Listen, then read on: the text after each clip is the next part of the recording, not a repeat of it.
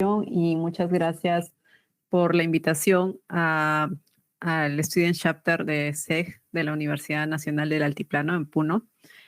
Bueno, en esta oportunidad voy a presentarles el tema del volcanismo cenozoico en el segmento sur de la Cordillera Negra, específicamente del grupo Calipuy.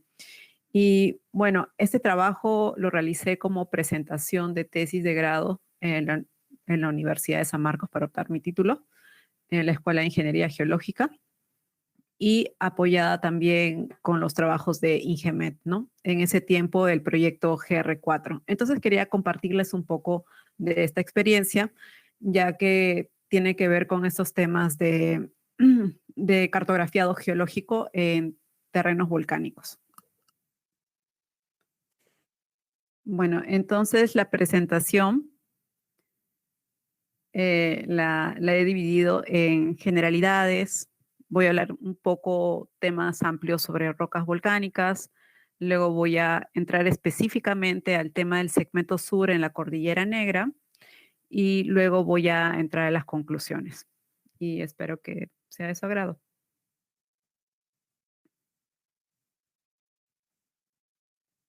Entonces, generalidades.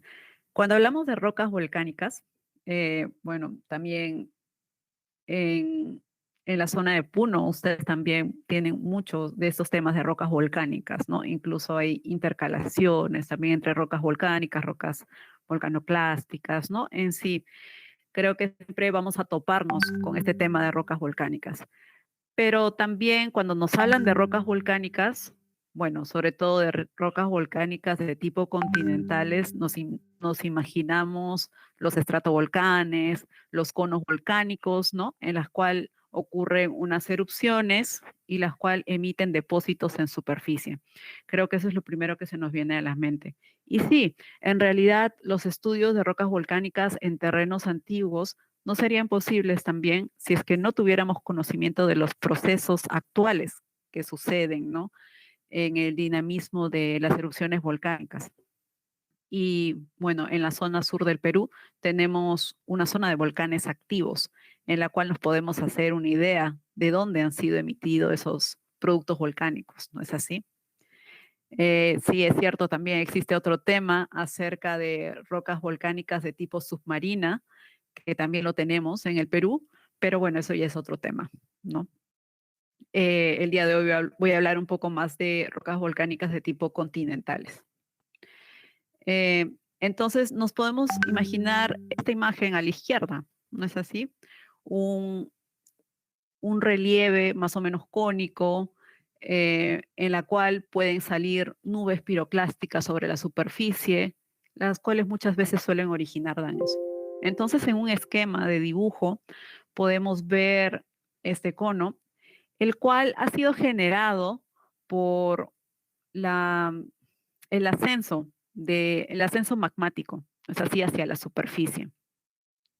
Y entonces, cuando hay estos cambios de temperatura, presión, pues van a originar grandes explosiones, ¿no? Ya va a depender bastante del tipo de la composición magmática. Entonces, pueden generar nubes piroclásticas, flujos de caídas, flujos piroclásticos, lahares, y todos estos depósitos pues van a tapar un paleorrelieve previo.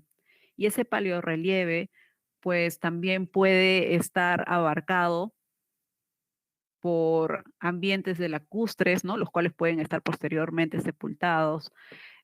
También puede ser que alrededor del volcán encontremos fumarolas, sínters, fuentes termales, los cuales también posteriormente pueden ser tapados, ¿no? Esta información debido a todo el proceso dinámico que ocurre alrededor del volcán.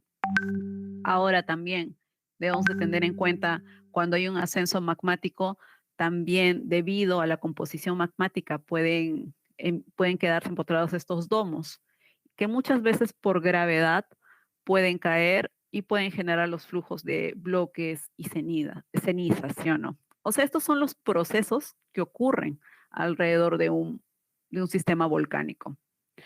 Pero, ¿qué pasa si hay millones de años ocurre el proceso de erosión, que es muy normal, Y así como se ha construido un volcán, pues tiende a destruirse o con el tiempo simplemente va a ocurrir la erosión. ¿No es así? Entonces, ¿qué podemos tener ahí? Pues simplemente el vestigio de qué es lo que ocurrió. Entonces, aquí vamos a encontrar estos tipos de depósitos, como los pueden ver aquí, estos colores más o menos blancos, que tienen unas capas pseudotabulares. Aquí de repente un color un poco más oscuro que podría estar representando a un cuerpo subvolcánico cortando estas capas blancas. Entonces solo voy a encontrar estos depósitos de flujos piroclásticos capaz, ¿no? Pero obviamente yo en mi mente podría inferir que ha venido de un cono volcánico, de un estrato volcánico, qué sé yo, ¿no? Pero ha sido una zona de actividad volcánica. Muchas veces encontramos estos estratovolcanes o conos de esta manera, ya erosionados, como lo pueden ver en este gráfico. A ver, como lo pueden ver en este gráfico. Y entonces muchas veces desde las imágenes satelitales, ¿no? Desde partes altas, solo podemos ver estructuras circulares. Ya no vemos estos conos perfectos, no es así, sino que vamos a ver los vestigios, o sea, las estructuras circulares y a los costados esos depósitos, ¿no? Que ya quedaron depositados alrededor. Entonces eso es lo que podemos ver como un antes y un después. Entonces, estuvimos hablando de los procesos en las erupciones volcánicas. ¿Qué procesos ocurren? Pueden ocurrir procesos efusivos y también procesos de tipo explosivos. ¿Y qué generan? Generan depósitos de lava y también depósitos de rocas fragmentales como los piroclastos, ¿no es así? Ahora, todos estos depósitos van a tener un proceso de erosión, los cuales van a generar sedimentos volcánicos redepositados o depósitos autoclásticos, ¿no es así? Esto es lo que genera. Ahora, cada uno de estos depósitos, ya sean de lavas o rocas fragmentales, para hacer una correcta descripción, se tienen que utilizar nombres descriptivos, ¿no? Pero en todo caso, en las lavas vamos a tener que hacer una descripción, primero identificando la composición, o sea, qué tipo de cristales, qué tipo de colores que estoy encontrando en esa muestra, la litofacie, si está masiva, foliada, flujo laminada o bandeada, ¿no? En fin, ¿qué textura tiene? Ustedes han practicado, imagino, han visto que muchas veces las lavas no solo son de textura faníticas, también pueden ser porfíricas, ¿no? De grano muy fino, puede variar. Y también siempre verificar las alteraciones, ¿no? Que ha podido sufrir eh, esta lava o esta muestra, ¿no? Que van a tener ustedes en su mano. Porque recuerden, las rocas volcánicas están expuestas a la circulación de fluidos hidrotermales, los cuales va a generar una alteración natural en la roca, ¿no? Un cambio químico, una reacción química. Ahora, en las rocas fragmentales, pues va a ser un poco diferente a las lavas, porque me voy a fijar primero en el tamaño de grano, ¿no? Que tiene. ¿Qué componentes tiene? Si tiene cristales, fragmentos líticos, pomes o escorias. ¿Cómo son sus litofacies? Si están masivos, estratificados o laminados. Y también verificar qué tipo de alteración podría estar siendo afectada esta roca, ¿no? Entonces ya me estoy yendo un poco más para el lado de la descripción. Entonces, estos nombres descriptivos, como estuvimos hablando en el caso anterior de las rocas piroclásticas, vamos a ver la granulometría. Dependiendo de la granulometría, pues voy a asignarles un nombre, ya sea toba lapilli, o aglomerados o brechas piroclásticas. Entonces, esto ya son nombres descriptivos, porque recuerden, cuando estamos en terrenos volcánicos, pues solamente podemos inferir, porque nosotros somos geólogos, ya sabemos que viene de una erupción volcánica, probablemente una caldera, qué sé yo, puedes inferir muchas cosas, ¿no? Pero estando presente ante un afloramiento, solo se le puede dar la descripción de la roca en ese momento, describir lo que uno ve, ¿no? Y luego inferir. Entonces, dependiendo de la granulometría, voy a poder hacer una clasificación si es una toba lapilli, aglomerado o brecha piroclástica. Entonces, dentro de estas tobas, cuando predomina la ceniza, pues también tengo que verificar qué componentes tiene.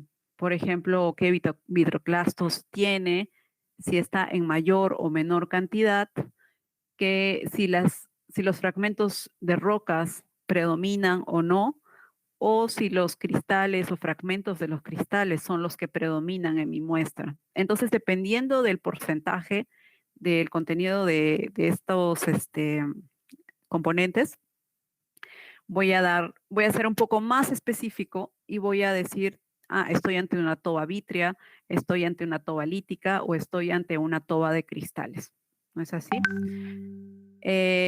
Bueno, luego de identificar y darle un nombre descriptivo, pues así voy a poder identificar cómo podría agruparlos yo, ¿no?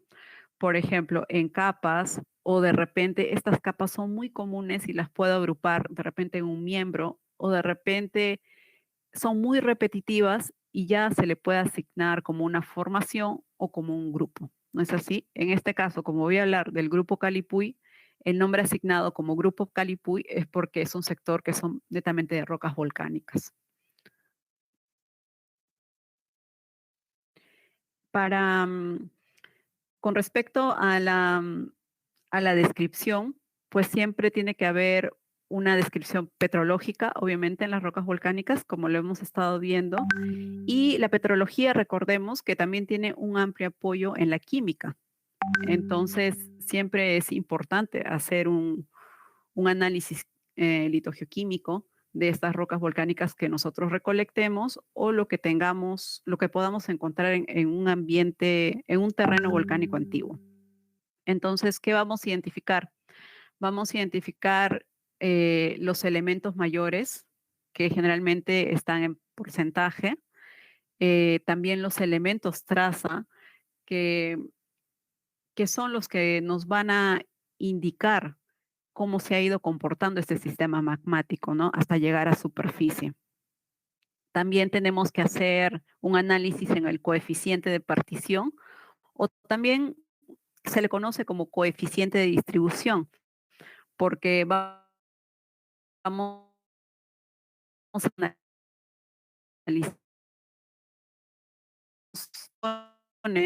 son más cuáles son incompatibles en una fase magmática. Por ejemplo, ¿no?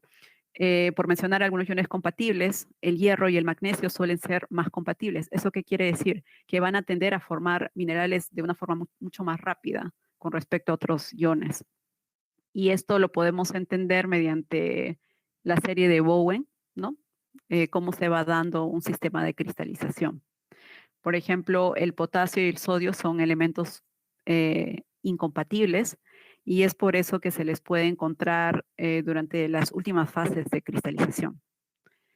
Con las tierras, con los elementos traza, o sea, específicamente con las tierras raras, como lo pueden ver aquí, se pueden realizar diagramas multielementales, generalmente colocando a las tierras raras ligeras en un lado izquierdo y las tierras raras pesadas en el lado derecho. ¿Por qué? Porque estos elementos corresponden a elementos un poco más incompatibles y hacia la derecha pues va variando la incompatibilidad, ¿no es así? Entonces es así como podemos realizar una mejor interpretación con estos diagramas multielementales o los diagramas de Spider también conocidos, ¿no? Y se le puede dar una interpretación petrogenética. Bueno, en sí hablemos del grupo Calipuy, que está en el norte del Perú. Eh, en sí, el grupo Calipuy se le dice que tiene una edad del Cenozoico. Pues la edad del Cenozoico, como lo pueden ver en este mapa, tenemos muchas rocas volcánicas distribuidas a lo largo del Perú de edad Cenozoico de tipo continental, que están afectadas por fallas regionales, ¿no? En la actualidad y exhuman algunos cuerpos intrusivos. Específicamente, los polígonos que pueden ver ahí en ese mapa abarcan edades desde el Eoceno hasta el Mioceno. Entonces, según la clasificación de la autora Miriam Mamani que hizo en el año 2013, en base a las dataciones radiométricas distribuidas a lo largo del Perú, se han podido establecer que hay una migración de arcos magmáticos en el Perú. Entonces, he colocado aquí los diferentes arcos magmáticos mencionados, ¿no?, en su trabajo, en el cual pueden ver que el grupo Calipuy lo establece como una edad entre 24 a 10 millones de años, ¿no? Y correlacionándolo en el sur con Huaylillas.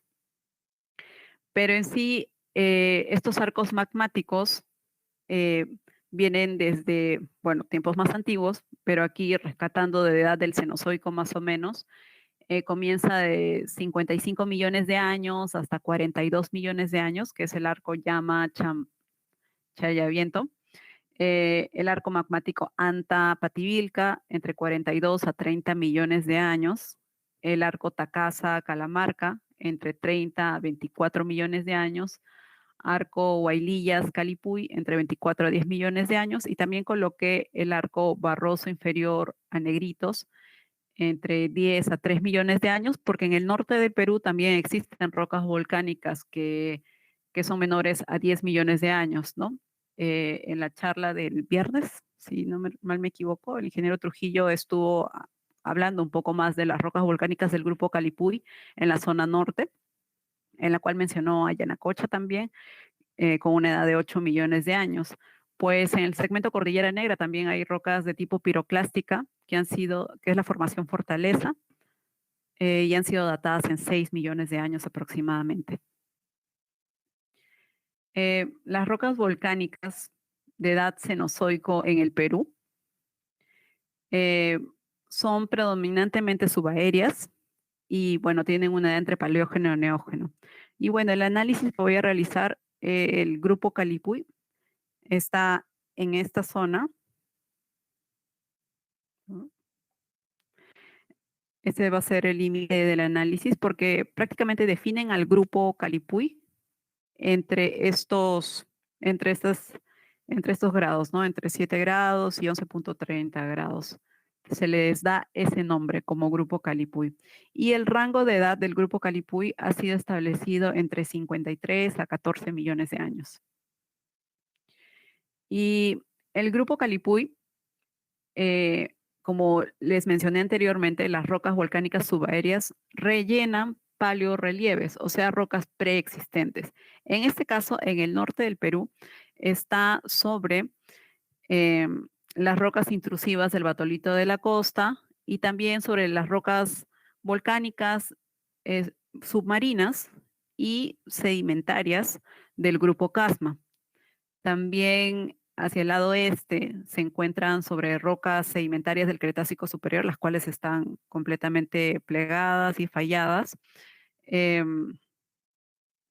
y rocas del Cretácico inferior y también del Jurásico.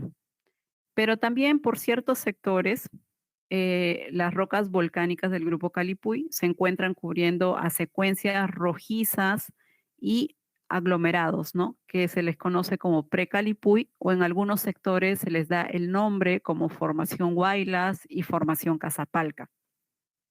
Si ustedes hacen el análisis, me imagino que en el sur del Perú ustedes también tienen secuencias rojizas, ¿no? Que están a la base de los eventos volcánicos, ya sean piroclásticos o efusivos, ¿no? De tipo explosivos o efusivos en el sur del Perú. Bueno, en el norte se le dominan como formación Huaylas y formación Casapalca. Y luego suceden todos estos eventos subaéreos del grupo Calipuy. Para hacer un recuento más o menos de de la investigación acerca del grupo Calipuy, según estudios anteriores, el grupo Calipuy primero es asignado como volcánico Calipuy por Cosío en el año 64. En la zona norte se le hacen subdivisiones como volcánico Llama, Tembladera, Chilete, San Pablo, Huambos, ¿no? Luego en el 84, Wilson también hace divisiones como, lo reconoce como Volcánico Llama, Porcuya, Huambos, en esta zona norte que ustedes pueden ver aquí. En esta zona un poco sur, simplemente se le da el nombre de Volcánicos Calipuy y se le subdivide como Volcánico Calipuy 1 y 2. Posteriormente, Sandra Webb hace identificación de estos eventos volcánicos en base a miembros, ¿no? Enríquez en el año 99 hace una subdivisión en la cual identifica 3 formaciones importantes, Irmán, Ututo y Chururo. Eso ya más en esta zona sur. A ver. Eso ya más en la zona sur. Y bueno, en el año 2015 también hago una investigación respecto a este tema, en la cual yo hago 3 subdivisiones, Chiquepunta, Pircay y Chururo, pero en la cual identifico 3 formaciones comunes dentro del grupo Calipuy, lo cual lo vamos a ver el día de hoy. También Navarro en el año 2010 hace una división de los segmentos. Toda esta zona es denominada como Grupo Calipuy, pero denomina como segmento Cajamarca, segmento Santiago de Chuco y segmento de la Cordillera Negra. Esto en base a los estudios realizados por Chávez, Mamani, Navarro y Martierena Rodríguez, a los estudios geoquímicos de estos 3 segmentos, ¿no? En el cual pueden hacer una comparación y pueden ver que existe una diferencia entre el espesor cortical entre cada segmento. Las dataciones radiométricas, pues en sí fueron establecidas por Wilson en el año 75 a la base como 52 millones de años y las formaciones más jóvenes como 18 millones de años al grupo Calipuy. Entonces dándosele una edad, ese rango de edad, ¿no? Entre 52 a 18 millones de años. A ver. Ok. Entonces, ya que estamos hablando del grupo Calipuy, se le relaciona bastante que debería tener un centro de emisión, ¿no? De dónde han sido expelidos.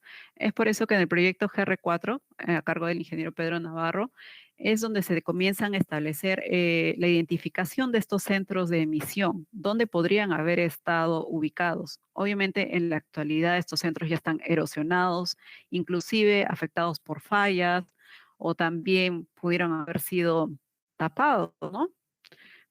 Este proyecto se pretendía hacer este tipo de identificación de estos probables centros de emisión o de expulsión de estas rocas volcánicas, y la cual vamos a ver un ejemplo el día de hoy, también en la zona sur de la Cordillera Negra, cómo se identifica estos centros de emisión.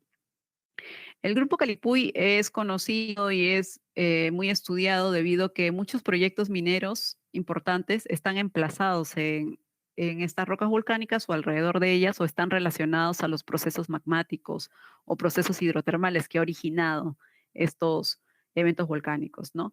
En Cajamarca, pues tenemos a Yanacocha, en la zona del segmento Santiago de Chuco tenemos a Lagunas Norte, en la cordillera tenemos a Pierina, por ejemplo, ¿no?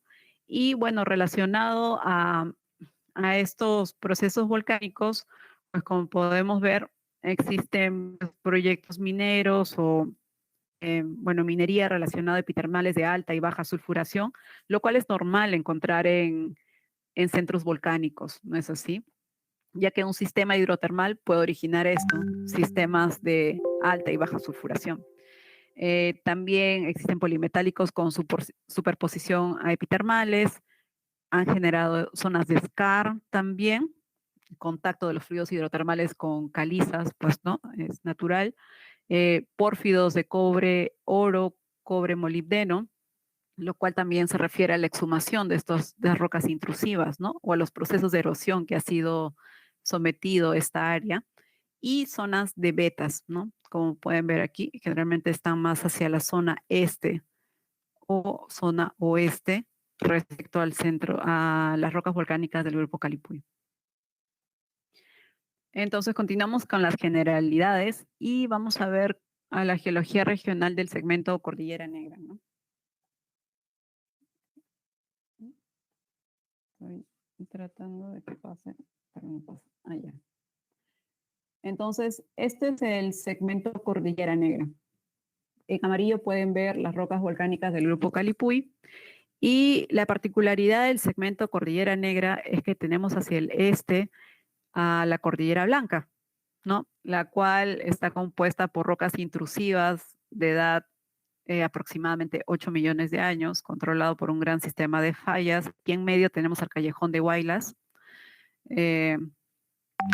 Y bueno, aquí hacia el este, todo un compósito de rocas sedimentarias del Jurásico y del Cretácico, ¿no es así?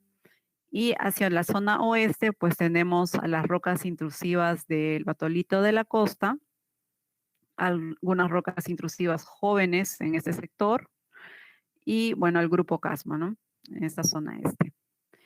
Entrando un poco más hacia esta zona sur de la Cordillera Negra, la cual voy a hablar el día de hoy, acá podemos ver esa imagen como un zoom. Y esas rocas volcánicas, pues han sido establecidas anteriormente en dos eventos, ¿no? Calipuy 1 y Calipuy 2, la cual está siendo cortada por rocas intrusivas jóvenes, ¿no? Hay algunas ventanas de rocas sedimentarias, como pueden ver aquí, de edad del Cretácico, y algunas rocas intrusivas, las cuales son cubiertas por estas rocas volcánicas del Calipuy. Aquí, en un color un poco más claro, como lo pueden ver aquí, son las tobas de, de la formación Fortaleza, las cuales tienen entre 6 a 8 millones de años, ¿no? Y se encuentran cubriendo las zonas de paleorrelieve, pero ya se les denomina fuera del rango del grupo Calipuy.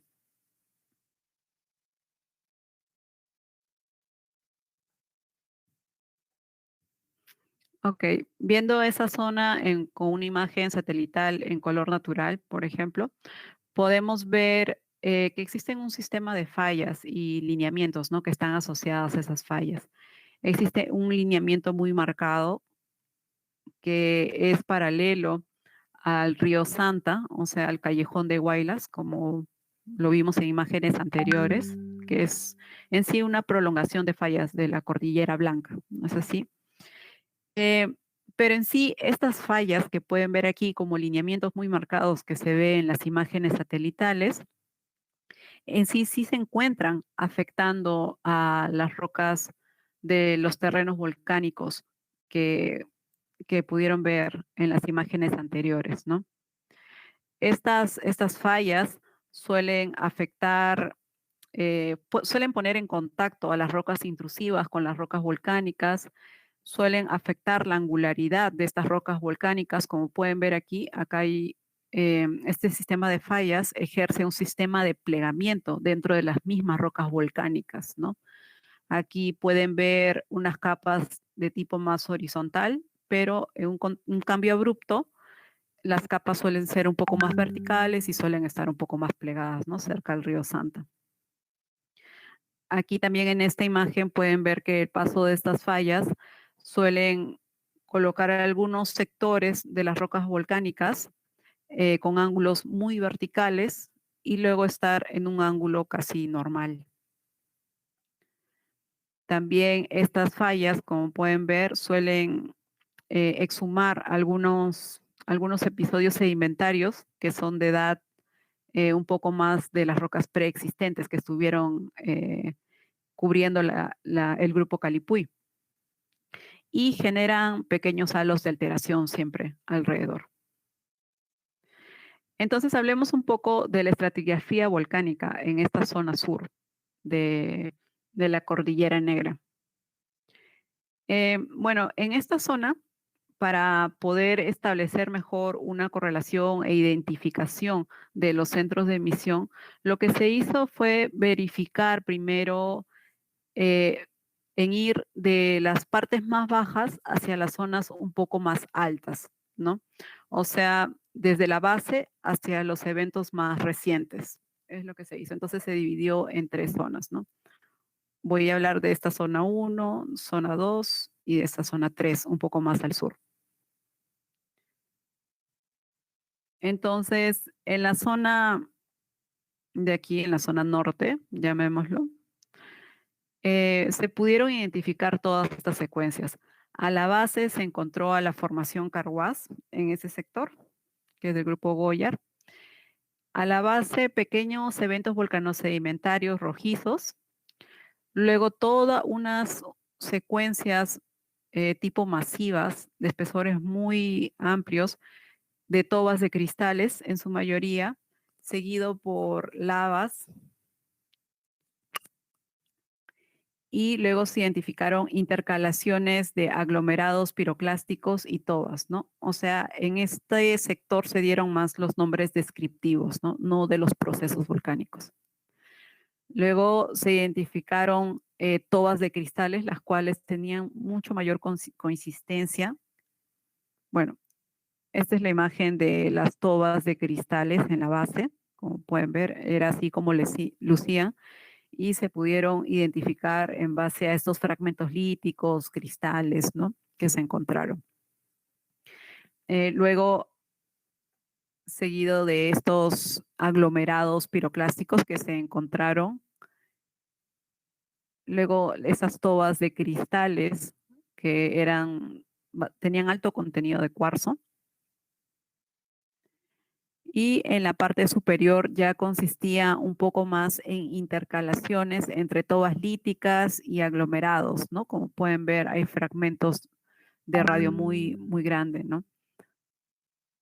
Entonces se identificaron lavas, brechas y aglomerados, tobas líticas y otros sistemas de lavas. Como pueden ver, ya en esta zona podríamos identificar todo un evento netamente de tobas. Luego otros eventos en el cual consistían más entre tobas y aglomerados y un evento superior en el cual ya podíamos distinguir las tobas líticas, aglomerados y muchas intercalaciones con las lavas. Bueno, estas son las lavas que se encontraron en este sector, un poco más hacia las zonas altas, ¿no? O zonas superiores.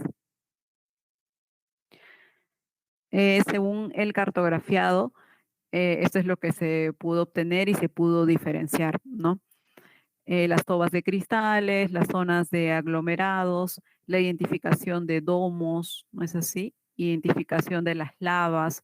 En todo caso, el cartografiado se realizó en una primera fase como la identificación de las litofacies registradas dentro del sector. También en esta zona se identificaron rocas intrusivas, como pueden ver aquí.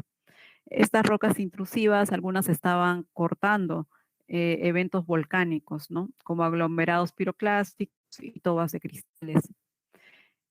También había en los niveles superiores una gran presencia de domos, como la pueden ver en esta imagen, en la cual se encuentra cortando estas secuencias blancas, ¿no? Y presentan este tipo de foliación, o como la pueden ver aquí, a veces se le dice estructuras tipo de cebolla, ¿no? O flow banding en inglés. Entonces, también se procedieron a identificar esos domos, porque eso ayuda bastante para poder establecer la cercanía a un centro de emisión. Luego, en otra zona, haciendo la misma dinámica, se pudo identificar a la base del grupo Casma, luego seguido por unas lavas, secuencias de tobas de cristales, tobas líticas, nuevamente tobas de cristales, y luego se identificaron secuencias de brechas piroclásticas y de tobas vítreas. Y también se identificaron estas secuencias entre lavas y tobas de cristales, ¿no? O tobas líticas, como la pueden ver ahí. Entonces, también en ese sector se hizo identificación o un cartografiado en base a las litofacies, donde se puede ver la distribución, dónde están ubicadas las lavas, dónde están ubicadas los domos, dónde están ubicadas las zonas de alteración, ¿no? Y dónde están estos eventos volcánicos de tipo explosivo. Luego, un poco más hacia el sur, con un espesor menor respecto a las zonas del norte, se identificó a la base al grupo Casma, luego se tuvo un evento de tobas de cristales, luego intercalaciones volcánicas que eran secuencias volcanoclásticas con sinters. Luego se identificaron brechas piroclásticas, tobas de cristales, lavas, tobas vítreas de cristales, ¿no? Como pueden verlo en la imagen. Y bueno, también se hizo un cartografiado. Un cartografiado es muy útil para saber la distribución de estas rocas en un espacio determinado, ¿no es así? Y así poder hacer una posterior correlación litoestratigráfica dentro de la zona. Entonces, aquí pueden ver que se hace una correlación litoestratigráfica entre estas tres zonas y poder identificar qué niveles en comunes hay entre una zona y otra. ¿No es así? En este caso, haciendo un análisis, se identificó que la base generalmente está compuesta por tobas de cristales de gran espesor. Es muy raro encontrar lavas. Entonces, se hace como una identificación de una primera zona. Luego, se tiene otro nivel en la cual donde se puede identificar más secuencias de aglomerados o brechas piroclásticas. Y en las últimas secuencias podemos ver múltiples intercalaciones de tipo explosivo o efusivo, en la cual cortan estos domos dacíticos o andesíticos, ¿no? Entonces aquí se puede hacer una correlación estratigráfica, a pesar de la lejanía entre el cartografiado entre una zona u otra, se pueden identificar zonas en común, ¿no? Como lo pueden ver, se está haciendo. Se trata de hacer en una primera fase, ¿no? Entonces, ¿cómo podríamos verlo espacialmente, ¿no? Simplemente juntando esas litofasias, ¿no? Y se puede ver que una litofasie base está en este sector,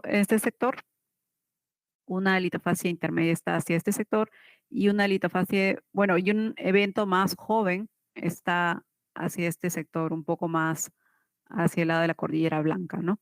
Esto es muy bueno para poder hacer un análisis también de cómo ha ido migrando el arco magmático, no sé si cómo ha ido migrando esta distribución de estos eventos volcánicos. Entonces, se pudo hacer una identificación ya debido a los espesores que se obtuvieron en tres formaciones. Llamémoslos, olvidándonos de los nombres de repente, podríamos denominarlo como una formación 1, formación 2 y formación 3. En estos últimos eventos, pues es un poco más fácil poder identificar un centro de emisión, ya sea por la morfología que se puede observar en superficie y también en base a la identificación de la presencia de estos domos y la presencia de estas lavas. Recordemos que las lavas no van muy lejos de una fuente de emisión o de un muy importante poder identificarlas, ¿no? Donde se encuentran espacialmente. Es por eso que se identifican dos probables centros de emisión, que se le denomina como Jatuna y Paltacayán, debido al cerro más próximo, ¿no? En ese sector. Entonces, para estos eventos, sobre todo de estos episodios, se dice que podrían haber sido emitidos por estos dos centros de emisión.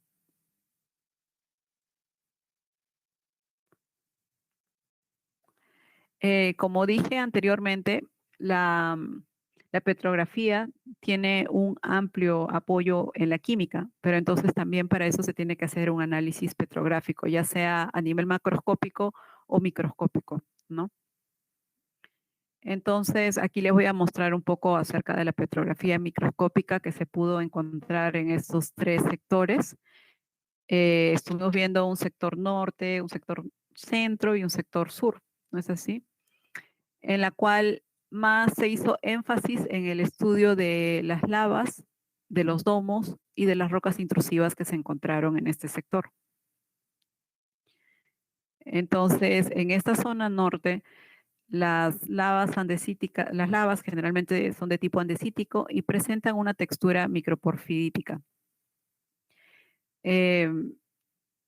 Con respecto a los domos, son de tipo pórfido-dacítico. Como pueden ver, existe una diferencia entre la textura entre las lavas y las rocas y los domos, ¿no? O rocas subvolcánicas en este sector. En el sector centro, pues las lavas tienen otro tipo de textura, un poco más fluidal, son textura traquítica, inequigranular, y respecto a las rocas intrusivas, pues más tienen una textura hipidiomórfica. Pueden ver el cambio de textura entre una, una lava y bueno, una roca intrusiva que también se puede ver en muestra de mano, ¿no? Pero esta es una fotografía, una microfotografía que pueden verlo respecto a lavas y rocas intrusivas.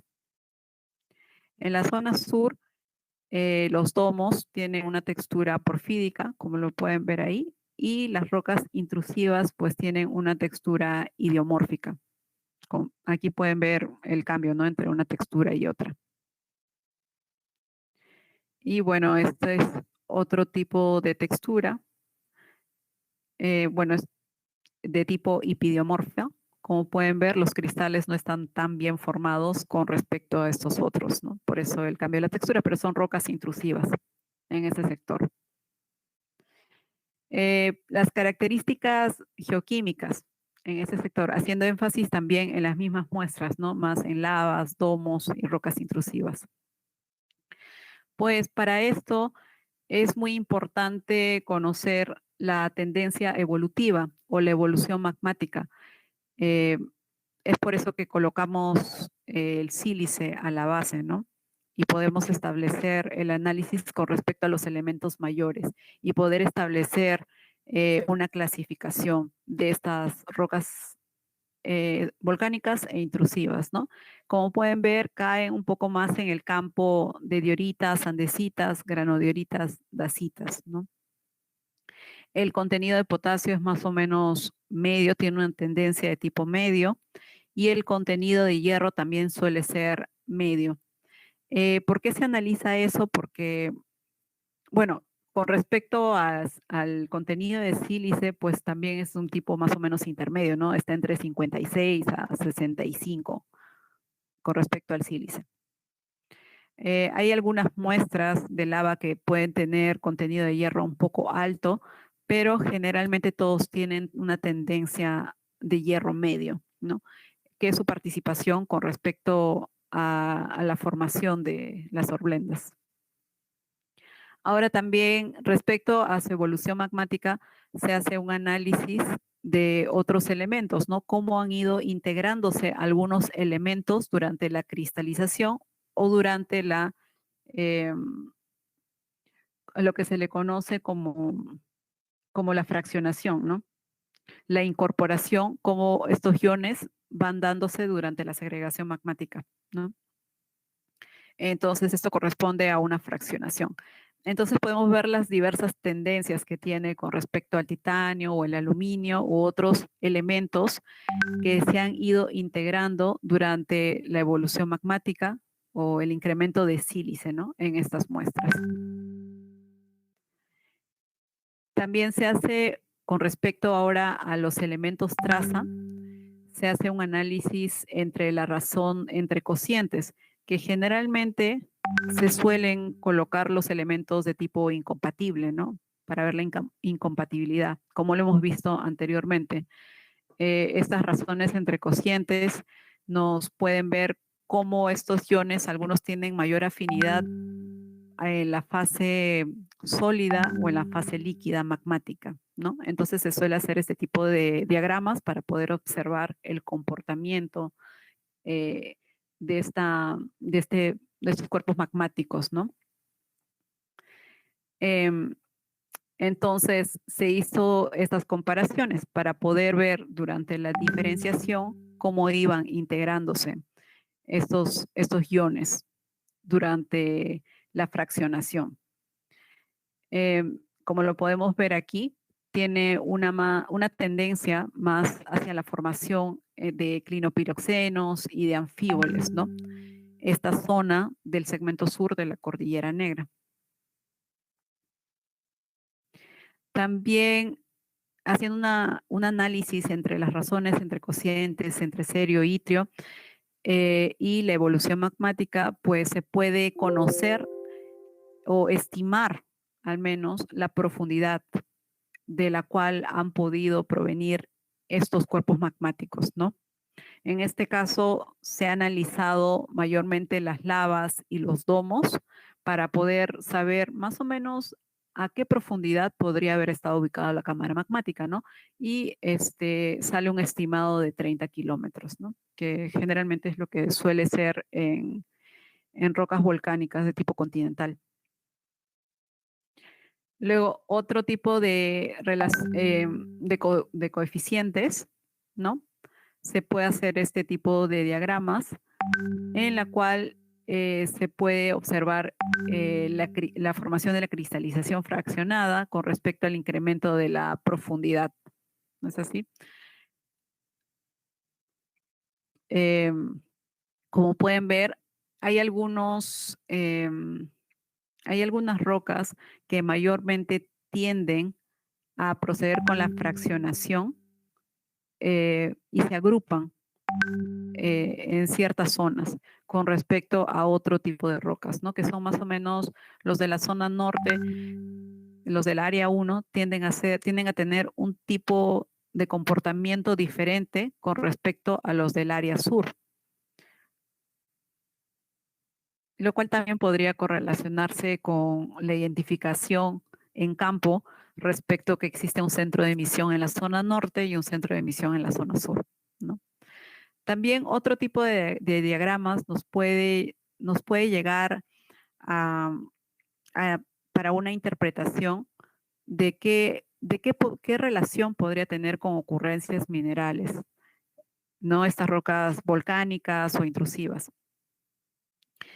Entonces, podemos ver que en su mayoría estas rocas volcánicas tienen, vienen de un magmatismo de tipo de oxidación, ¿no? De las series ilmenita y tienden a formar ocurrencias minerales de tipo de cobre y de oro, ¿no? Mayormente.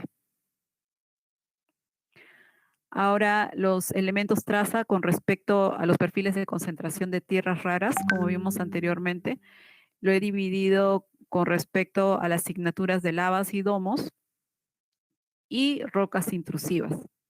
Como pueden ver,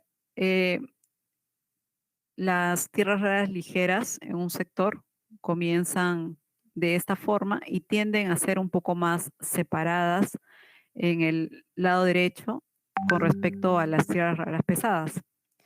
Pero se puede ver un mejor diagrama con respecto a las rocas intrusivas cuando se tienden a formar dos grupos, ¿no? Dos grupos que tienden a ser de la zona norte y de la zona sur.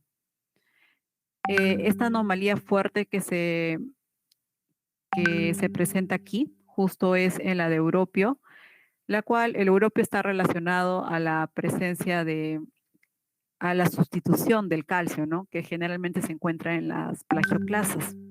Entonces, este tipo de anomalías nos indica la presencia o formación de estas plagioclasas, ¿no? Entonces, generalmente, bueno, en este diagrama podemos ver que estas dos signaturas son muy similares con respecto a este otro grupo, ¿no? Lo cual me podría indicar que podrían estar estas dos familiarizadas ¿Aló? con respecto al sur. ¿Aló? ¿Sí? Bueno. Luego, viendo estas características ya sea petrográficas o químicas, ¿qué podemos llegar a obtener, no? Que en esta zona, bueno, existe una zona de pre-Calipuy y una zona de Calipuy y una zona de post-Calipuy, ¿no? Y esto, la zona del Calipuy es la formación del arco volcánico continental, es lo que corresponde, que es toda esta zona de aquí. Y se han identificado tres formaciones en la cual existen las rocas volcánicas e intrusivas en una formación 1, luego en otra formación Dos, consiste más entre aglomerados y brechas piroclásticas y está muy afectado por los sistemas de fallas regionales. Y en un nivel superior, en el cual existen diversas intercalaciones entre todas, brechas aglomerados, lavas andesíticas y gran presencia entre domos andesíticos y dacíticos, ¿no? Y es aquí donde se pueden identificar los centros de emisión. Eh, a ver. Bueno, en todo caso, las conclusiones, ¿no? En el segmento sur de la Cordillera Negra, según la identificación de la litología, se pueden agrupar en tres formaciones. Las primeras son de carácter explosivo y se encuentran cortadas por rocas intrusivas. La segunda predominan aglomerados y brechas piroclásticas. Y en la tercera existen los eventos explosivos y efusivos cortados por domos andesíticos y dacíticos. También existen variaciones litológicas de tipo lateral, porque las rocas volcánicas no son constantes, ¿no? Y ya hemos visto en la primera parte por qué. Y la geomorfología y geología permite identificar los centros de emisión, en este caso dos centros de emisión, ¿no? En los últimos estadios volcánicos con distinta característica geoquímica. Y bueno, muchas gracias por escucharme. Y bueno, estas fotos corresponden porque un trabajo de campo obviamente no lo realiza una persona, sino es un equipo de personas. Y bueno, esta tesis yo no lo hubiera podido realizar sin el apoyo de todo el grupo de trabajo en ese tiempo, el GR4, el cual estaba a cargo por el ingeniero Pedro Navarro. Y también en ese tiempo conformado por geólogas muy profesionales, como en este caso Gretel Rodríguez de la Universidad del Cusco, Licenia Chávez y también Elizabeth Ordóñez, ¿no? De la Universidad de San Marcos, de las cuales también aprendí mucho, ¿no? Muchas gracias.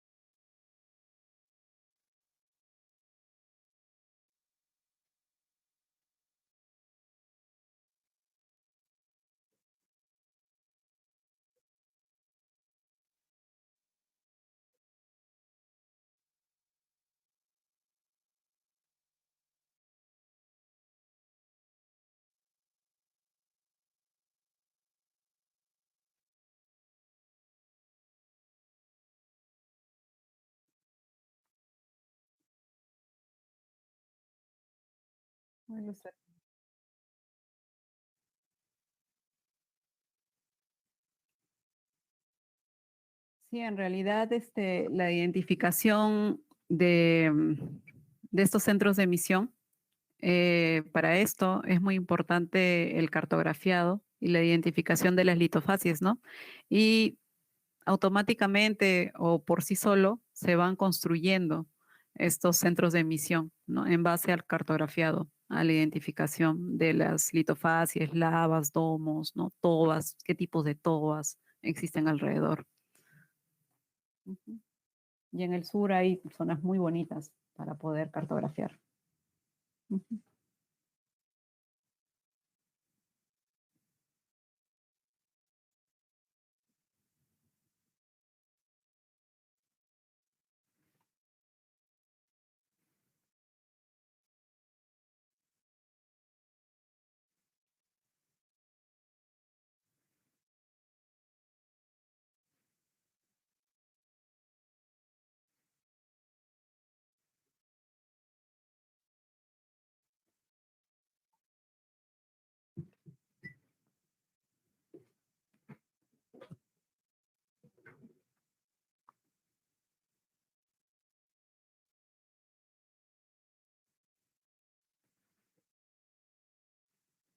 Ujú.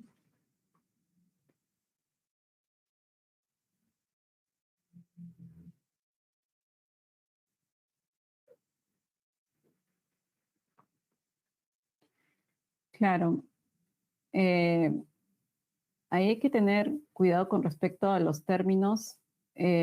Claro, serían o lavas andesíticas, porque hay algunos que emplean también el término de tobas andesíticas o tobas dacíticas, debido a la presencia de los minerales que se encuentran también en las tobas, ¿no? A veces encuentras más cuarzo, a veces encuentras más plagioclasas, ¿no? Y les van dando un apellido, ¿no? A esas tobas para poder relacionar respecto a su composición.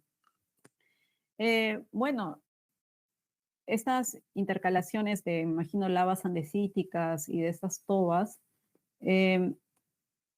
simplemente es la sucesión de diversos eventos, ¿no? Que ha ido ocurriendo cerca de esta zona de emisión. Si encontramos estas lavas, sobre todo, es lo que nos va a indicar la cercanía a un centro de emisión. Ojo, con centro de emisión no solamente se refiere a un gran cono volcánico o un estratovolcán, ¿no? Sino a veces puede ser una zona de fusión, como lo vemos en el sur del Perú, ¿no? Por eso les digo, el mejor registro o el mejor laboratorio para poder ver todas estas cosas de rocas volcánicas antiguas son analizando las rocas volcánicas recientes, ¿no? Y muchas personas se dedican también al estudio de rocas volcánicas recientes, ¿no? Entonces siempre es bueno dar un vistazo qué es lo que sucede normalmente alrededor de un volcán o lo que vemos en la zona sur del Perú. Uh-huh. Sí.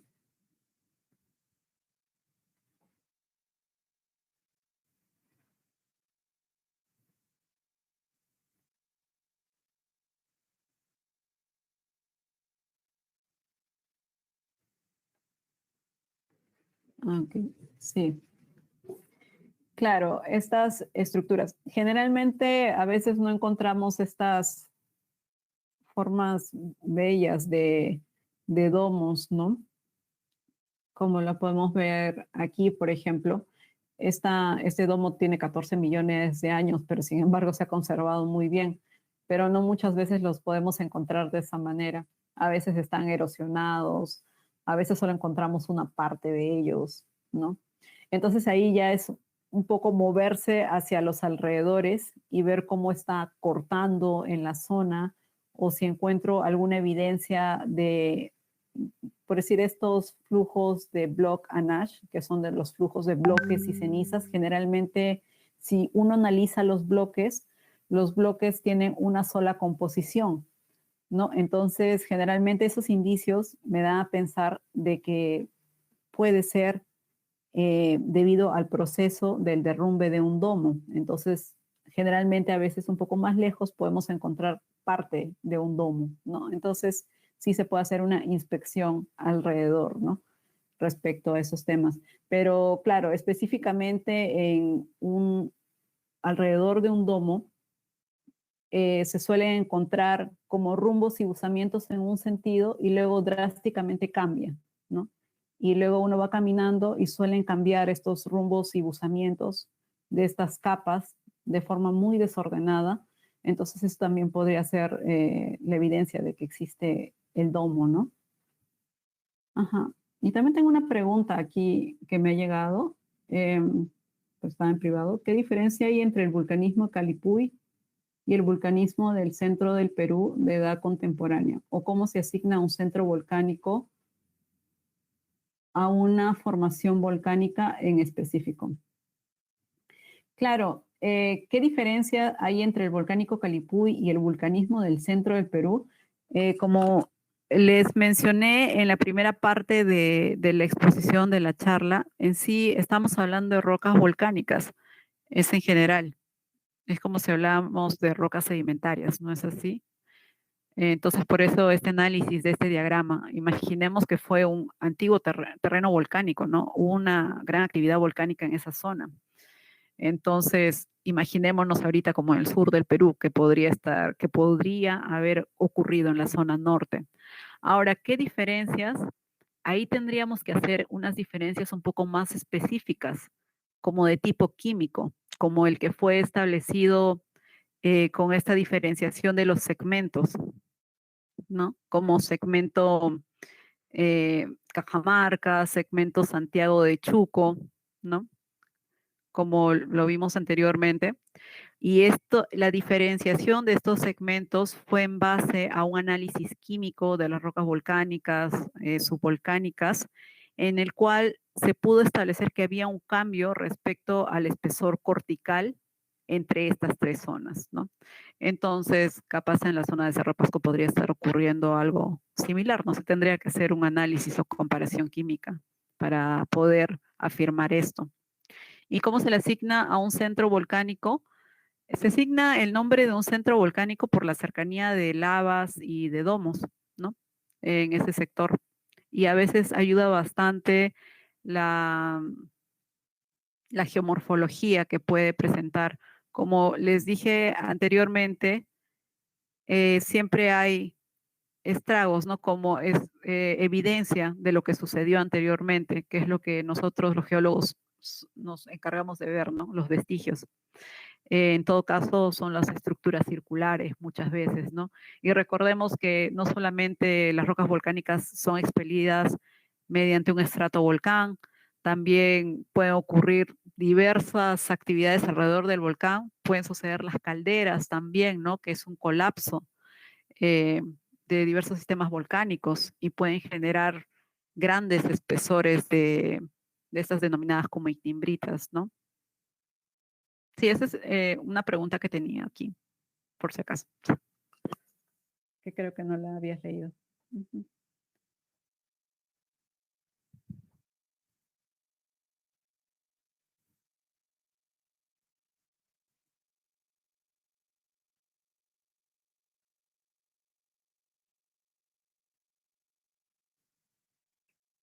Claro.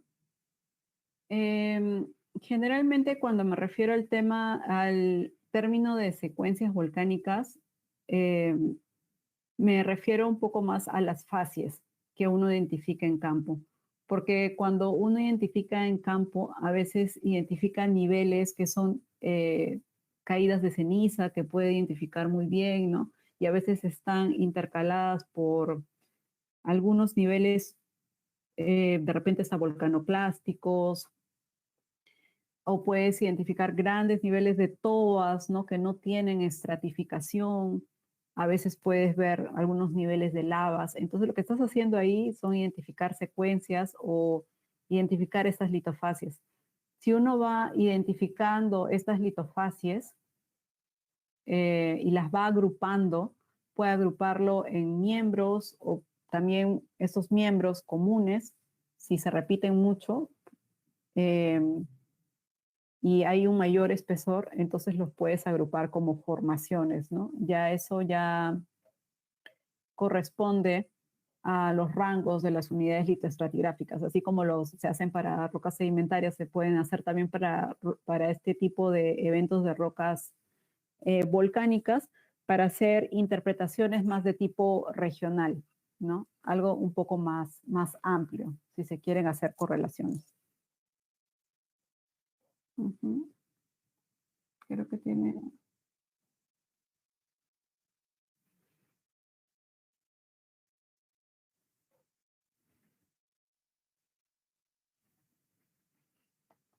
la identificación de estas litofasias. Sí, como estuve hablando anteriormente.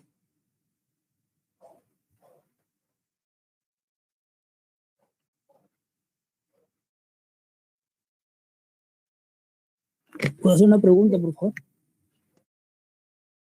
Ingeniera Pajuelo, muy buenos días, excelente exposición. Le hablo a Carlos Ríos, desde el norte del país. Y tengo una curiosidad siempre respecto a cómo se ha definido a lo largo las secuencias volcánicas en grupos. Y atendiendo su exposición, así como otras que han habido anteriormente, tanto a través del SEC de la Universidad de Puno, como la Ciudad Geológica hace poco con la exposición de una ingeniera con su tesis que ha ganado el premio, hay características que me hacen presumir de que, por ejemplo, acá en el grupo hay, con todos los datos, indicaciones o conclusiones, es que se han dividido en segmentos. Y a su vez el grupo se va subdividiendo a eventos locales. Mi especialidad más es a la parte de yacimientos. He visto la parte de ocros, pero desde el punto de vista para ver un pórfido y unos sistemas epitermales al sur o al norte de la localidad de Ocros. También veo que en la exposición usted describe muy bien y estas características también son similares a una secuencia en el Takasa.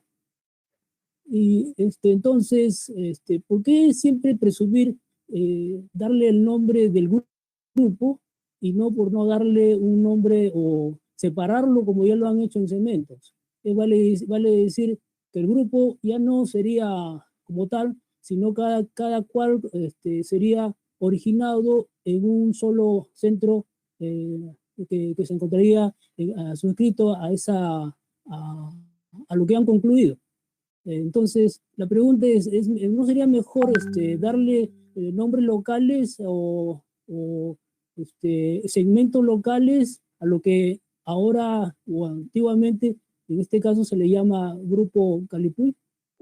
Esa sería mi pregunta. Gracias, ingeniero. Ok, sí, gracias por tu comentario y tus preguntas. Claro, sí, escuché la charla de la ingeniera Rosa Jara. Ella más hace un análisis respecto a las rocas volcánicas submarinas, ¿no? Del grupo Casma, en la zona sur de Lima. Y bueno, también se hacen análisis químicos, se hace una identificación de litofacies, ¿no? Y tienes mucha razón, pero va a depender bastante en qué quieras aplicar tu trabajo. Por ejemplo, si haces estudios más de tipo regional, lo que a veces pretenden hacer con ese tipo de trabajos es establecer si hay algunas correlaciones regionales, ¿no? Pero tú, como bien has dicho, siempre hay variaciones locales, ¿no? Es como las franjas metalogenéticas, ¿no? O sea, no porque el polígono esté establecido en toda esa región, no quiere decir que en toda esa región hay específicamente, ¿no? Ese tipo de yacimientos. Hay algunas cosas que varían, ¿no? Y sí, nosotros lo sabemos. Con respecto a estos eventos volcánicos, ¿no? Hablando de temas volcánicos, sí, como bien lo has dicho, cada centro de emisión tiene sus propias características. Y, por ejemplo, es lo que se ha observado también en este trabajo, ¿no? Tanto en la identificación de campo como en la identificación de los análisis petrográficos y químicos, muestran que hay variaciones entre la zona norte y sur de esta área de estudio, ¿no? De esta zona X, en la cual cuentan con diferentes características químicas, y es por eso que también se sugiere dar una diferenciación entre que existe un centro de emisión en la zona norte y un centro de emisión en la zona sur. O sea, ¿por qué se sugiere? Porque en base a estas evidencias, ¿no? Pero claro, no se puede afirmar que existió un estratovolcán y que fue tal, porque ya no existe, ¿no? Simplemente se pueden dar sugerencias hasta que aparezcan nuevos ensayos o nuevas perspectivas y puedan descartar esa teoría, ¿no es así? Ahora, sí, porque a veces se les da un nombre. Primero, yo creo que cuando Cosio le dio un nombre como Grupo Calipuy y en el centro del Perú existen otro tipo de nombres más y en el sur del Perú existen otra variedad de tipos de nombres, es porque en la parte norte del Perú se ve muy, muy claro esta angularidad entre las rocas del Cretácico, ¿no? Y sobreyacen estas secuencias volcánicas. Y simplemente se agruparon como Grupo Calipuy. En la zona específicamente de Cajamarca, Santiago de Chuco, se hizo mayores diferencias, ¿no? En la cual se establecían cosas en comunes. Decían, a la base se pueden encontrar más secuencias de tipo explosivo, lo cual no se puede encontrar en los niveles superiores. Entonces acá hay una diferencia, hay que diferenciarlo. Pero como tienen gran espesor, entonces se le denomina como formaciones, ¿no?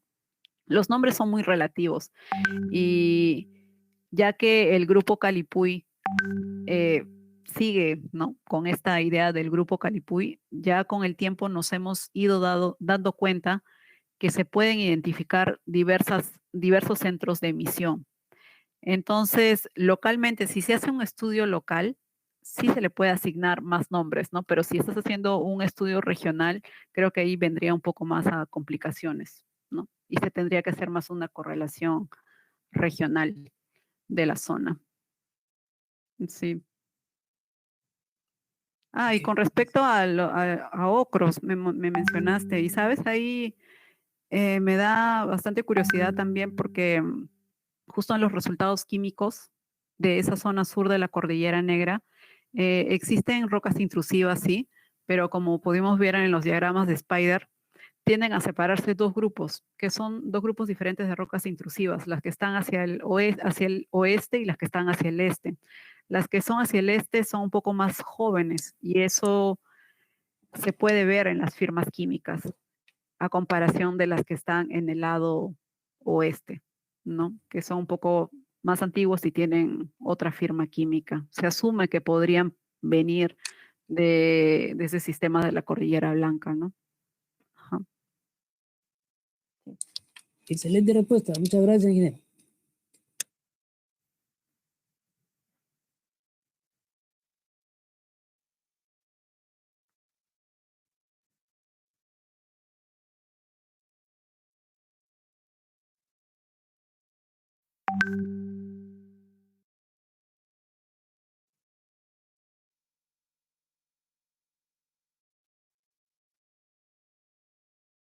Ujú.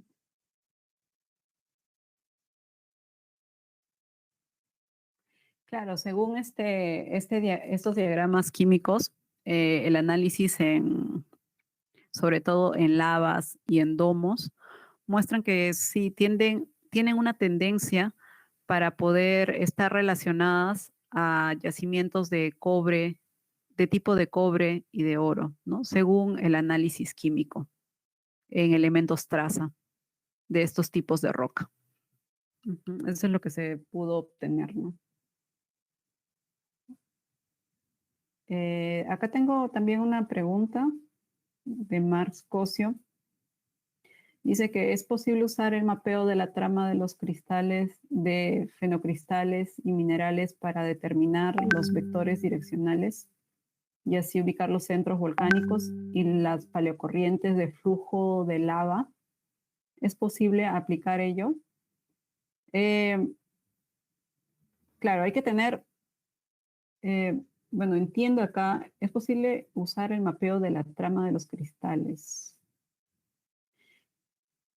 Claro, hay que tener bastante en cuenta que, por ejemplo, en las tobas, a veces sí se puede encontrar una dirección de flujo en las tobas debido al enfriamiento, ¿no? Y a veces tienden a asentarse estas tobas y podemos encontrar alguna dirección. Y puede ser una indicación para tomar un rumbo y embuzamiento, ¿no? Tomar datos estructurales en esa zona. También las lavas, ¿no? Pero siempre hay que tener en cuenta si estás en un terreno volcánico antiguo, a veces tener en cuenta que también está afectado por zonas de fallas, zonas fracturadas, ¿no? Entonces siempre hay que tener en cuenta esos detalles, ¿no? Para no confundirnos en nuestros datos estructurales que vayamos a tomar. Ujú. Sí.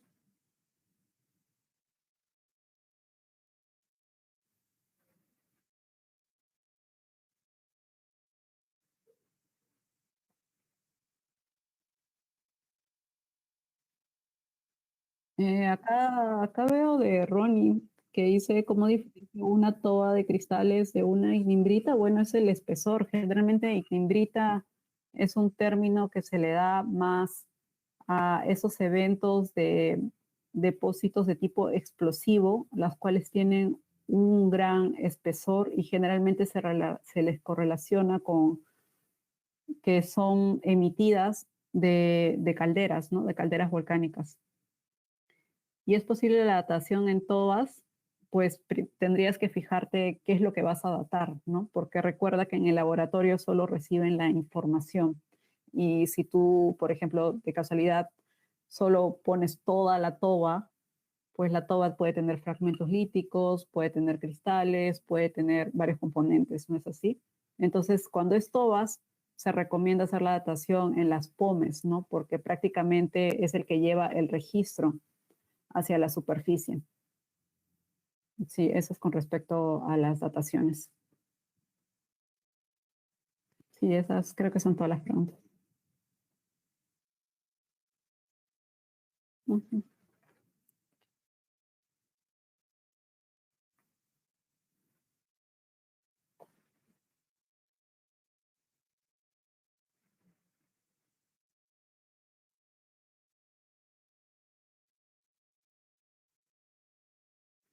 Gracias a ustedes por la invitación.